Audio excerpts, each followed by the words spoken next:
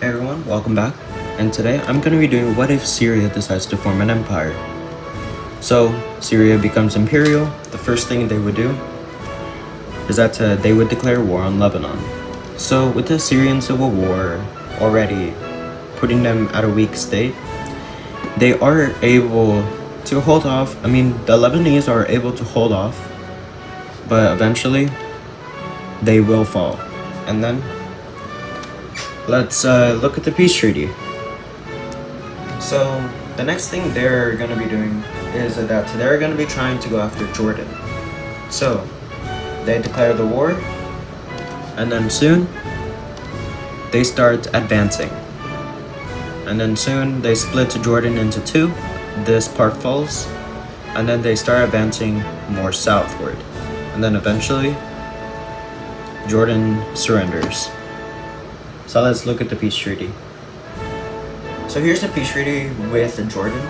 And so then, right now, Syria decides to spend a few years trying to put their military up, or trying to put a more economic into their government, for they won't start any civil war again. So now, they decide to declare war on Israel.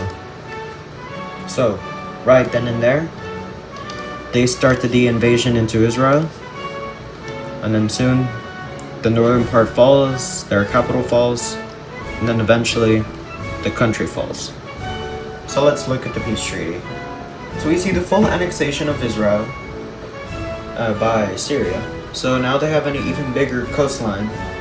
So with a little bit more time militarizing and doing more economics, they decide to go for a challenge, declaring war on Iraq. So with this, they start taking disadvantage as the invasion begins, and then soon they start heading towards their capital, and then they start heading down towards Kuwait. Eventually, they're cut off from the ocean, and then starting to advance upwards. And then in this part, they start advancing southwards, hoping to connect with the other one and trying to make Iraq surrender.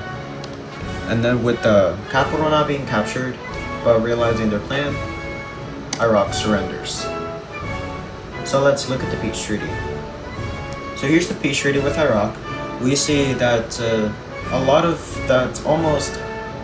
basically 90% of the territory of Iraq got annexed by Syria, while the rest got turned into a puppet state as a buffer zone between them and Iran.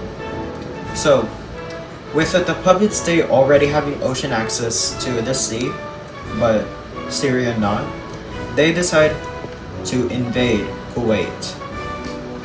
So with them declaring war on Kuwait, they might as well be annexed. So right then and there, they're annexed, and then soon that happens. So with this happening, we see that they're still militarizing, doing their economic stuff. So with this, they go over to Cyprus, demanding them to be a puppet state. And Greece and Turkey sees this as the Greek South and the Turkish North sees this, and then they both declare war on Syria. So as Turkey as a powerful NATO country, I won't be including NATO in this, but with them two being strong countries, Syria does seize this and try to ask for allies. And those countries, the allies, are North Macedonia, Egypt, Armenia, and Georgia. So Georgia wouldn't attack Turkey, but in this scenario, let's just do that. So with Georgia declaring war on Turkey, Syria sees this as any advantage and starts trying to head up the coast along the Mediterranean Sea. So, with Syria capturing a lot of territory of Turkey, they connect up with Armenia and Georgia, soon going up into the Black Sea, going south, connecting this part, and then the eastern Turkey falls, and then Turkey decides to surrender. And then with North Macedonia basically already destroyed, the Syrians, Egyptians, Armenians, and Georgians start advancing towards into the Greek panhandle, and right then and there, Greece decides to surrender. And with that, North Macedonia is liberated. So let's look at the peace treaty. So here's the peace treaty. We see now Armenia no longer landlocked, Georgia getting a little bit of land from Turkey, and we see half of Turkey being annexed by Syria, and then a little bit of Turkey turned into a puppet state with the Iraq as a buffer zone between them and Iran. So with this, we see North Macedonia annexing all of Greece, and nothing happened to Egypt, and Cyprus is still a puppet state. So with this, Syria just is now militarizing again, putting up more people, starting its population. But then Georgia decides to have a border dispute with Armenia, and then them two go to war. But then eventually, they both start trying to bring up Syria into them. So, but they are able to bring up Iran on the aid of Georgia. So with this, Syria sees this, and then they declare war on all of them. So now, with the Syrians already entering, they get Armenia's claim and Georgia's claim. So then eventually, and Azerbaijan's exclave got captured, and then Armenia surrenders, and then Azerbaijan seeing this, they also surrender, and Georgia too. So let's look at the peace treaty. So here's the peace treaty. We see them three being fully annexed, while there's no puppet state or buffer zone between them and Iran in the north. So Iran sees this as any advantage, and then they declare war on Syria. So with the troops already stationed here, they start on a massive invasion into Syria, soon capturing Azerbaijan, Armenia, and Georgia, and then starting to invade into Turkey. And then eventually, Iran breaks the buffer zone and starts invading it, and then eventually starts into the Iraqi territory, and then into the Kuwait territory, and then soon Syria feels like that they're gonna have to surrender either way. But then eventually they manage to push back the Iranis by a lot, and then managing to go back to their puppet territory, and then soon they're cut off. This part falls, and then this part is surrounded, and then eventually this area falls over to the Syrians, and then eventually they manage to get past the mountains, and then starting at a cut off from the sea. Eventually they're entirely cut off, and then they're advancing north, and then soon an invasion happens over here in northern Iran, threatening their capital. And then eventually, all in one front, they go towards their capital. And then eventually, Iran falls. So let's look at the peace treaty. So here's the peace treaty with Iran. We see them being fully annexed, and the buffer zone between them is also annexed. So with this, they decide to go over here into Central Asia, and they declare war on Uzbekistan, Turkmenistan, and Uzbekistan. So, with them two being invaded, they're cut off from the water, and then soon Turkmenistan surrenders. And then with this, Uzbekistan also surrenders. So right then and there, they decide to invade Kyrgyzstan and Tajikistan. So then they start advancing, and then soon they're about to surrender until Kazakhstan joins the war, and then they're pushed back a lot, liberating most of Uzbekistan and a little bit of Turkmenistan. But then eventually Tajikistan and Kyrgyzstan fall, and then they start at a stalemate whenever they're about to capture Turkmenistan again. So then eventually they start a spearhead towards this to this lake, eventually capturing it all. And then soon this area falls, and then they start advancing more, bordering up with Russia. And then they start advancing, trying to circle around. They are able to get back, capturing this area, and then to this. And now bordering up with the Caspian Sea, and then they go back. And then whenever the Kazakhs realize what they were doing, Uzbekistan surrenders, the rest of Turkmenistan surrenders, and then eventually, a few months later, Kazakhstan surrenders.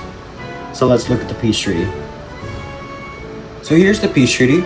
We see that Uzbekistan, Turkmenistan, Kyrgyzstan, and Tajikistan has been fully annexed by Syria, while Kazakhstan has been turned into a puppet state as a buffer zone between them and Russia. So with this, we see some rebellions popping up, and then one in the Azerbaijan area, and then another one in the Uzbekistan area, one in Tajikistan, one in Iran, and one in Jordan. And let's just put one in all of Kuwait. So, with these rebellions happening, we see that a civil war is about to happen. So, let's see how Syria does this. So, with the new rebellion declaring war on the new Syria, this one starts taking advantage without the troops. So they start advancing more into the Iranian territory. Soon, meeting up with Kuwait territory and Jordan. So, with this, they're trying to cut them off from the Caspian Sea. We see them already doing that, and then soon connecting up with Azerbaijan. So then with this, we see them already threatening their capital, Damascus. I don't think that's how it's pronounced, but I'll just go with that. So another spearhead starts to go towards the army, but with the army already prepared, they already start pushing them back a lot. Soon, pushing them back over the way to the sea, and then starting to center them around their Iranian territory. And then eventually, they're able to do that, making the Irani territory surrender. And then, with these two alone, Jordan surrenders and Kuwait surrenders, making this area fall back over to the Syrians. And then so with the Azerbaijan territory alone in this area, they also surrender. So over here in Uzbekistan and Tajikistan, they managed to get back their older territories back as they were before whenever they were trying to fight back with the other ones. And then eventually Kyrgyzstan is coming back, and then eventually they start any push into Turkmenistan. And then eventually they now have ocean coast, and then starting to push the Syrians back a lot, capturing this area of Turkmenistan, and then starting another front into Kazakhstan. And then eventually the one in Kazakhstan fail miserably, so they're pushed back.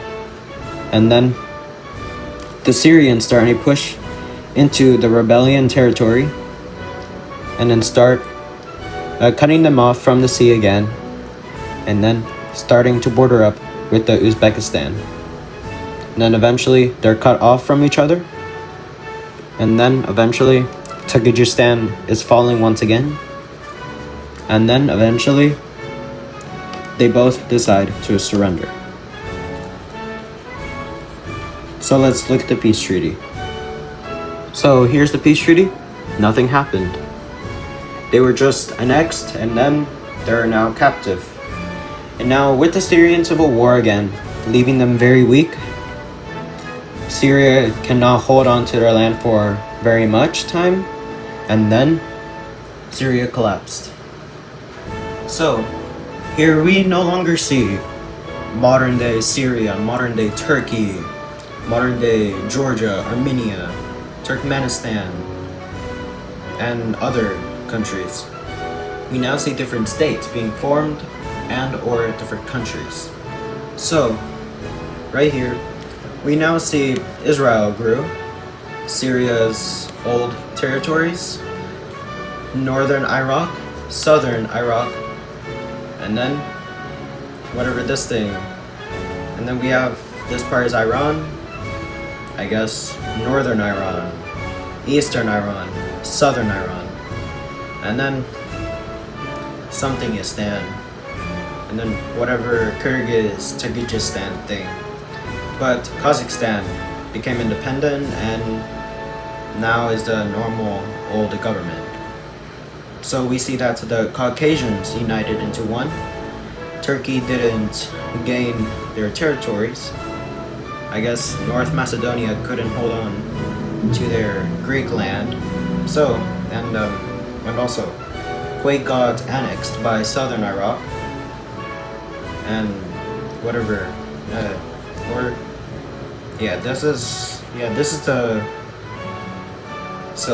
this is the new country of the Syrian Empire. Okay, hopefully y'all like the video. And also, Cyprus became independent now.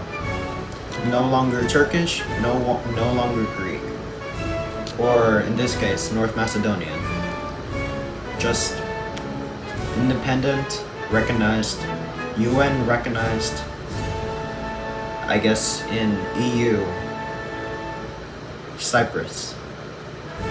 So once again, hopefully y'all liked the video, and I'll see you on the next one.